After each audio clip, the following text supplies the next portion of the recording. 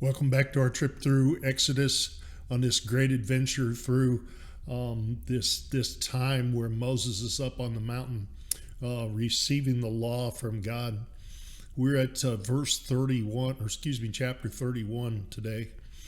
And Moses has been on the mountain for 40 days, 40 nights, receiving from the Lord. So this is probably like the last day. This is the last little bit before Moses comes down off the mountain.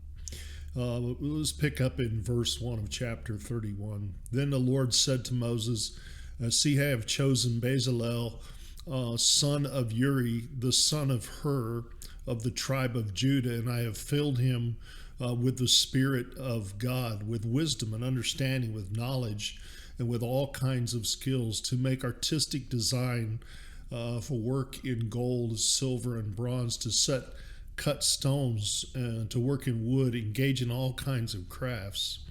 And so we see that Bezalel is the son of Uri, the son of Hur, so the grandson of Hur. And so, just looking at the ages, and this is a fairly young man, this Bezalel, and he is filled with the Spirit of the Lord, and he's given wisdom and understanding and knowledge, which is phenomenal to think about and to consider all that entailed and what that meant. And we just get a snippet of it, I think, and maybe a little taste of it when he says that he's gifted. He has these skills in all kinds of artistic design, in gold and silver and bronze, to cut stones like for jewelry, to do woodworking, make anything out of wood, and to engage in all kinds of crafts. And any one of those things, a person could spend a lifetime honing their skills and really never stop learning how to do new things, and doing metalsmithing work with gold or silver, bronze, to do jewelry, cutting stones. Woodworking is a never-ending craft to develop and just make new things. And so any one of those things would be a lifetime endeavor. And here is this young man that is gifted with all of these things, and doing this project that is the project of all projects of all time, to build the tabernacle for the Lord. And so Moses is going to come down to this young man and say, you are the project manager to build this project for the Lord. What a phenomenal thought. Verse 6, moreover, I have appointed Aholiab, a son of Hishamach of the tribe of Dan, to help him. So this Aholiab is his assistant, his right-hand man of Bezalel. And he's from the tribe of Dan, which is kind of interesting in itself, because Dan hardly ever shows up. Someone from Dan in a prominent position. And this is just kind of fascinating. The tribe of Dan made a lot of left turns through scriptures. We see some bad things come out of the tribe. But here we have the right-hand man of Bezalel, who is going to help with this building project. And so also I have given ability to all the skilled workers to make everything I have commanded you. And so he's given the other workers that are a part of this team that are going to build this project, he's given those people the same set of skills to make these things. And so we have a crew of men that are going to take on this building project that have the skills to do these pretty amazing things. And consider that these are difficult skills for anybody to learn this day. Imagine learning them, knowing them, and practicing them in the middle of a wilderness on one of the most, not one of, but the most important project that anyone would do in a lifetime, was to be asked to build these things that are holy to the Lord, and that are going to be the implements and the furnishings for the place where the Lord will meet man and man will meet the Lord. What a crazy thought, what an amazing project. So this is Uh, Bezalel being gifted in this way is obviously a gift in itself to be able to do this and to answer this call for the Lord.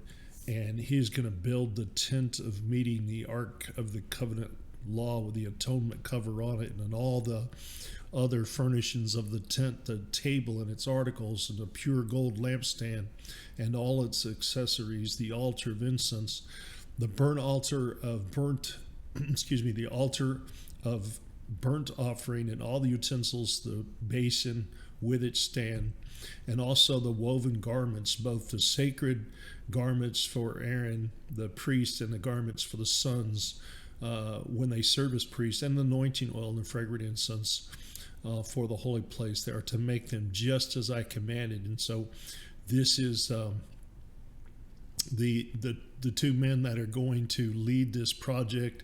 They're going to do this as the Lord commanded, doing it exactly as it was outlined and patterned out. And Moses is going to direct them in that way.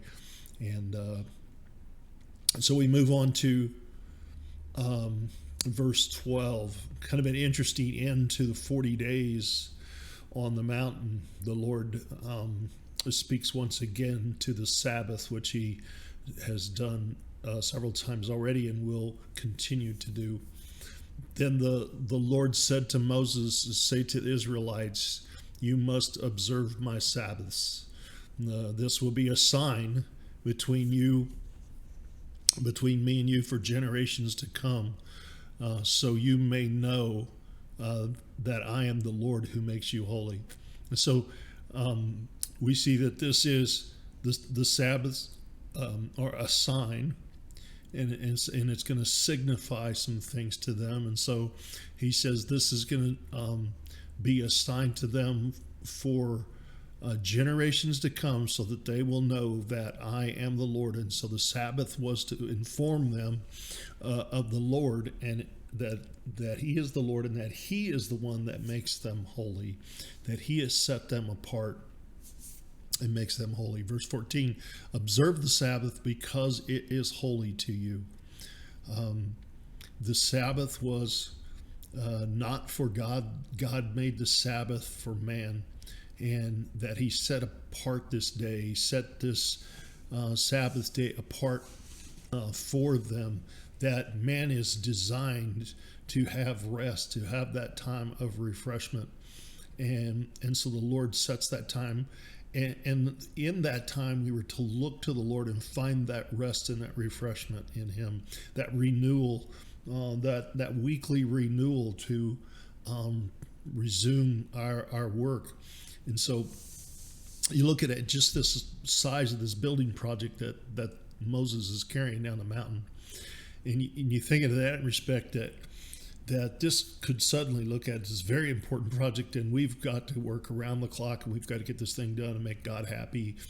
And and the Lord is setting the tone that this is just as holy. This day is set apart, is just as holy as anything that we're going to build.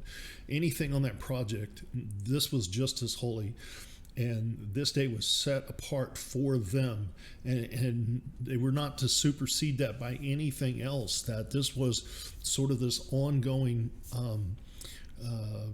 day, and this sign for them to understand. And so every week they would have this renewal, this rest, and be able to put their eyes on the Lord and honor him at that day and that time, and knowing that it was set apart for them by him, and that become part of their life. And so for 6 days work is to be done, but the seventh day is the day of rest, holy to the Lord. Whoever does any work on a Sabbath must be put to death. The Israelites are to observe the Sabbath, celebrating it from generations to come as a lasting covenant. It will be a sign. Again, we see it is a sign between me and the Israelites. How long? Forever. For in the 6 days the Lord made the heavens and the earth, and on the seventh day he rested and was refreshed. when the Lord finished speaking to Moses on Mount Sinai, he gave him the 2 tablets of the covenant law, the tablets of stone inscribed by the finger of God. Pretty cool. Inscribed by the finger of God. So this Sabbath, again, the Lord reminds them of the importance of the Sabbath. And in doing so, he says it is a sign, which becomes a link. He links the Abrahamic covenant to the Sinai covenant, and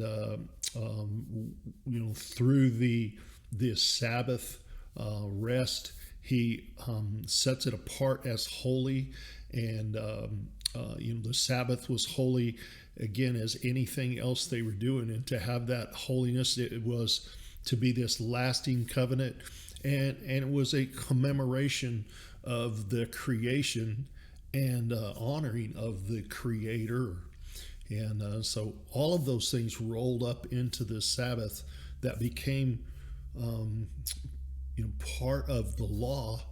And of course, as we look forward, as what the Lord spoke of the Sabbath, that He becomes this picture of the Sabbath, this resting and this refreshing. That we rest from our work in Him.